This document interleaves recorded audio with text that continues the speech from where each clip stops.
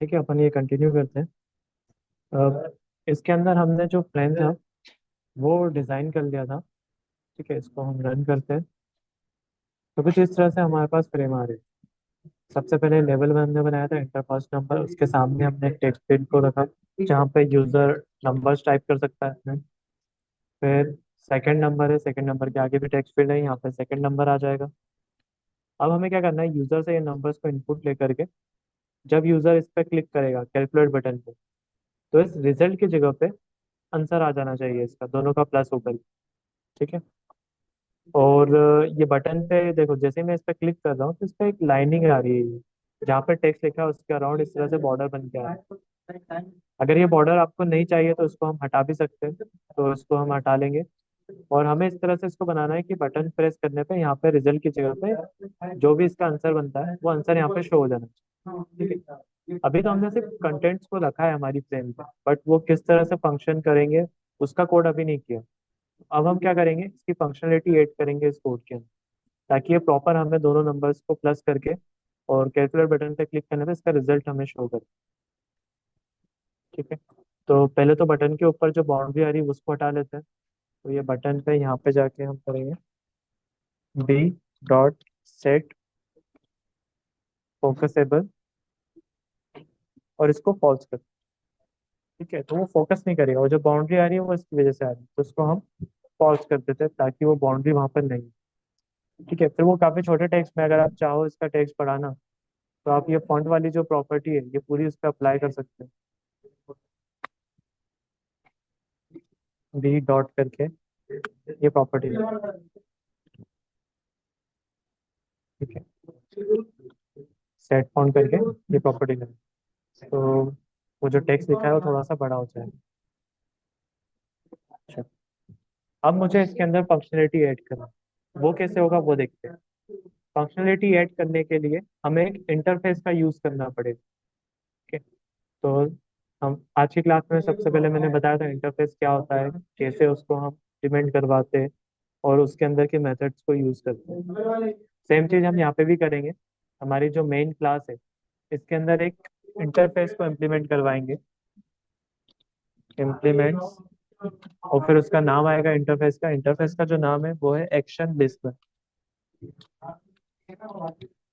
ठीक है, स्पेलिंग्स पे ध्यान रखना। एक्शन का ए कैपिटल है और लिसनर का एल कैपिटल। ठीक है, ए और एल दोनों कैपिटल, एक्शन लिसनर। उसके बाद यहाँ से हम इसको क्या करेंगे, इंपोर्ट करेंगे सबसे पहले, add import for action listener. क्योंकि ये जो इंटरफेस है ये मैंने बनाया नहीं, ये ऑलरेडी सिस्टम के अंदर जावा के अंदर बना हुआ था। तो उसको हम सबसे पहले तो इंपोर्ट करवाएंगे। तो इंटरफेस को इंपोर्ट करो। इसके बाद इस इंटरफेस के अंदर भी कुछ एब्स्ट्रैक्ट मेथड्स होगी, उन मेथड्स को हमें इम्प्लीमेंट करना है। तो फिर से यहाँ पे क्लिक करो और इसके अंदर जितनी भी एब्स्ट्रैक्ट मेथड्स है उसको हम इम्प्लीमेंट कराएंगे। अच्छा, इसमें ये वाला ऑप्शन सिलेक्ट करने की जगह हम एक काम करते हैं, ये वाला ऑप्शन सिलेक्ट कर सकते हैं। ये दोनों एक ही चीज। यहाँ पे लिखा है इम्प्लीमेंट ऑल एब्स्ट्रैक्ट मेथड, यहाँ पे लिखा है implement unimplemented abstract method of Java action list. तो इस पर्टिकुलर इंटरफेस में जितनी भी मेथड होगी जो कि अनइम्प्लीमेंटेड है उसको इम्प्लीमेंट करा। दोनों ऑप्शन है, कोई सा भी आप ले सकते हो। मैं फर्स्ट वाला भी सिलेक्ट कर लेता हूँ। अब आप बोलोगे कि इम्प्लीमेंट करने पे कुछ भी तो नहीं हो, तो ये इम्प्लीमेंट करेगा इसके मेथड्स को कहाँ पे, नीचे की तरफ। ठीक है, पूरे कोड को नीचे स्क्रॉल करना। यहाँ पे आपको एक न्यू मेथड मिल जाएगी, ये public void action perform method. ठीक है, उसके अंदर उसने एक एक्शन इवेंट लिस्टनर लगाया हुआ है। ठीक है, और एक वेरिएबल बनाया हुआ है ई। इसको हटा देते हैं लाइन को। ठीक है। अब यहाँ पे ये जो वेरिएबल बना हुआ है ई, इसकी हेल्प से हम लोग चेक करेंगे कि वो जो बटन है वो प्रेस हुआ है या नहीं हुआ। तो यहाँ पे हम कंडीशन बनाएंगे, if E dot get source,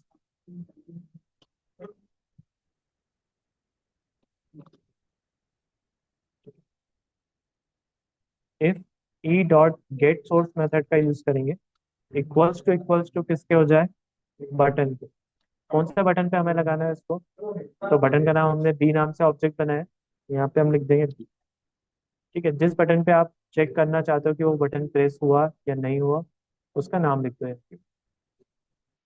अब इसका भी स्कोप ऑन होगा, और अगर ये कंडीशन ट्रू होती है, बी नाम का जो बटन है वो प्रेस होता है, तो उसके बाद क्या फंक्शनलिटी होना चाहिए वो पूरा कोड हम इसके अंदर लिखेंगे। ठीक है, तो उसके अंदर हमें करवाना क्या है, तो जो हमारी टेक्स्ट फील्ड है उसके अंदर जो भी नंबर लिखे होंगे उसको मुझे इनपुट करवाना है। तो यहाँ पे हम एक वेरिएबल बनाते हैं इंटीजर टाइप का, एक्स वेरिएबल इक्वल्स, और उसकी वैल्यू हमें कहाँ से मिलेगी, टेक्स्ट फील्ड से। तो जो सबसे पहली वाली टेक्स्ट फील्ड है उसका नाम है हमारा TF1। तो हम टेक्स्ट फील्ड का नाम लिखेंगे, डॉट लगाएंगे।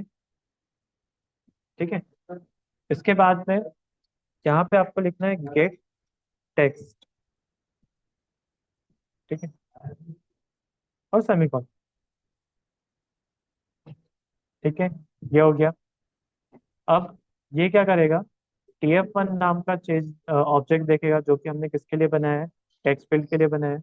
टेक्स्ट फील्ड के अंदर जो भी डाटा लिखा होगा उसको टेक्स्ट के फॉर्मेट में लेगा और एक्स वेरिएबल में सेव कर देगा। ये मैंने बनाया इंटीजर टाइप का। लेकिन जो टेक्स्ट फील्ड है वो जो हमें डाटा प्रोवाइड करती है वो स्ट्रिंग फॉर्मेट में देती है। ठीक है, अब स्ट्रिंग फॉर्मेट पे तो हम कोई मैथ ऑपरेशन परफॉर्म कर नहीं सकते, और ना ही उसको तुम इंटीजर वेरिएबल में रख सकते हो। ठीक है, तो यहाँ पे एरर शो करेगा। ये क्या बोल रहा है, change type of x to string. वो बोल रहा है ये जो आपने वेरिएबल बनाया इंटीजर टाइप का, इसको स्ट्रिंग टाइप का बनाओ, क्योंकि जो डाटा आप उसमें सेव करा रहे हो वो स्ट्रिंग टाइप का है। बट मुझे तो इंटीजर टाइप का डाटा चाहिए, उसके लिए हम इसको कन्वर्ट करेंगे इंटीजर। वो कैसे होगा, तो इसको हम लिखेंगे इंटीजर। ठीक है, कंप्लीट इंटीजर लिखना है, आई कैपिटल रहेगा, डॉट लगाना है। इसका एक मेथड होती है पास इंट। ठीक है, और इसके अंदर यहाँ पे आपको स्ट्रिंग वैल्यू लिखना है जिसको आप इंटीजर में कन्वर्ट करना चाहिए। तो वो वैल्यू मुझे मिल रही है TF1 डॉट गेट टेक्स्ट है। तो इसको उठा के हम यहाँ रख देंगे ब्रैकेट के अंदर। ठीक है, इस तरह से।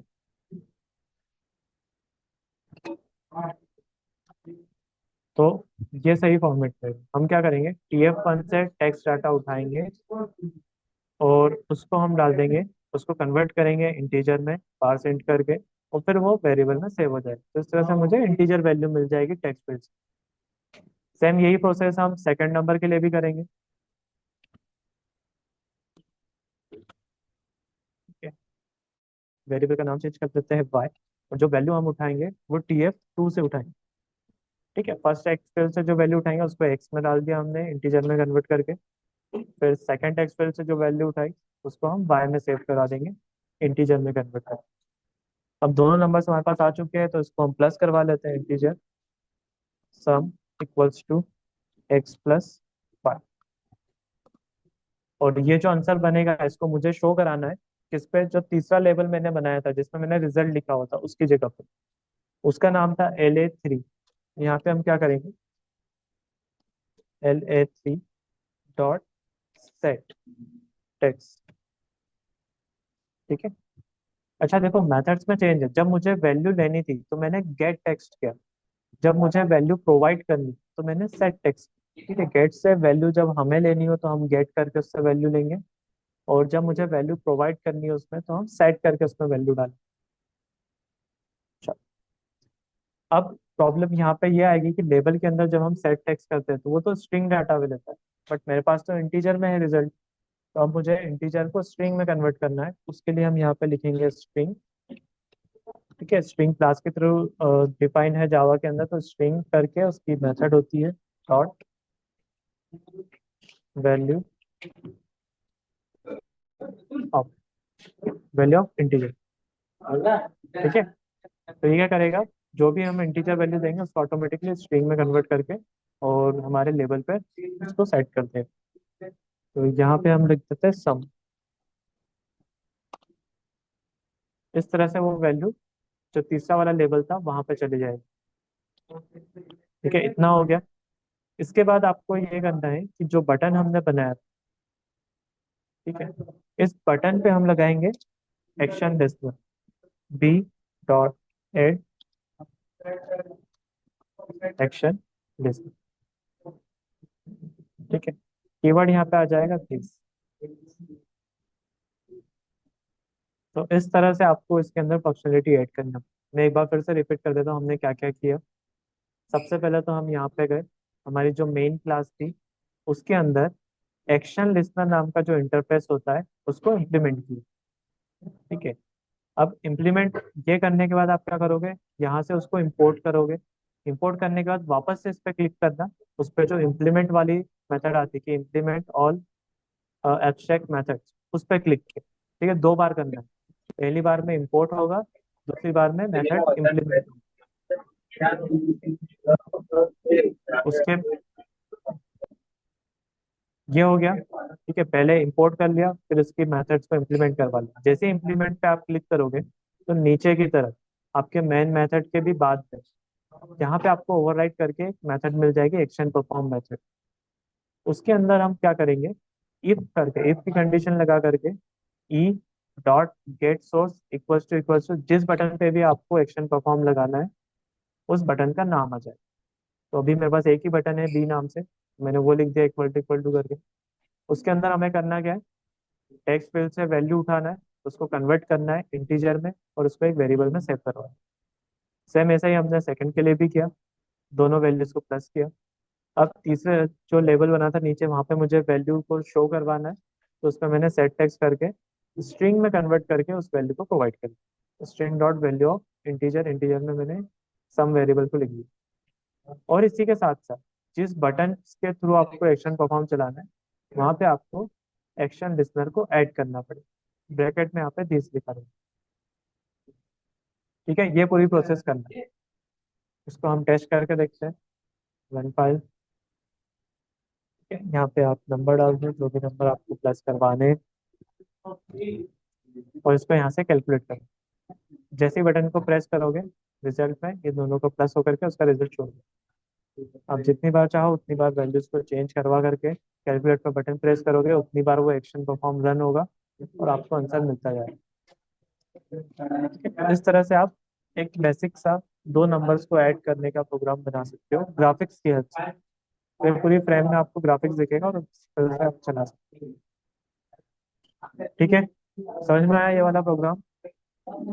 इसमें कुछ डाउट हो या कुछ पूछना हो किसी को तो पूछ लो।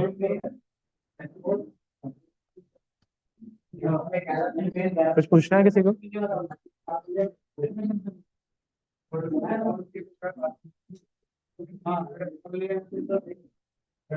समझ में तो आया ना प्रोग्राम?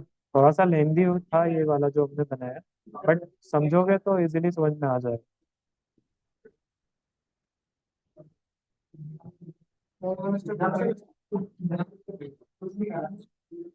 ठीक है, शायद सबको समझ में आ ही गया होगा। तो आज के लिए हम लोग इतना ही करेंगे। ठीक है, स्टार्टिंग में मैंने जो इंटरफेस बताया था, कंस्ट्रक्टर बताया था, उसका प्रैक्टिस करना है। उसके बाद ये वाला प्रोग्राम बना के देखना है। इसमें भी प्रैक्टिस के लिए आप ये कर सकते हो कि जैसे अभी तो मैंने सिर्फ एक सिंगल बटन रखा है, उस सिंगल बटन से क्या हो रहा है, एडिशन होकर के मुझे आंसर मिल। हम ये भी कर सकते हैं कि मैं यहाँ पे चार बटन बनाऊँ, एक एडिशन के लिए, एक सब्ट्रैक्शन के लिए, एक मल्टीप्लाई के लिए और एक डिवाइड के लिए। फिर चारों में से जो बटन प्रेस होगा उसके हिसाब से मुझे यहाँ पे रिजल्ट चुनना शो होना चाहिए। अगर एडिशन करूँ तो एडिशन में मिल जाए। ठीक है, नंबर्स में दो ही रखूँ। सब्ट्रैक्शन क्लिक करूँ तो दोनों का सब्ट्रैक्शन होकर के मुझे रिजल्ट मिल जाए। मल्टीप्लाई पे क्लिक करने पे मल्टीप्लाई का और डिवाइड पे डिवाइड। ठीक है, वो आप प्रैक्टिस के लिए मतलब एक टास्क की तरह, होमवर्क की तरह करके देख सकते हो। पहले ये वाला बना के देखना, फिर उसी में आप एडिंग ऐड करके और मॉडिफाई कर सकते हैं, इसमें अलग अलग ऑप्शन डालने।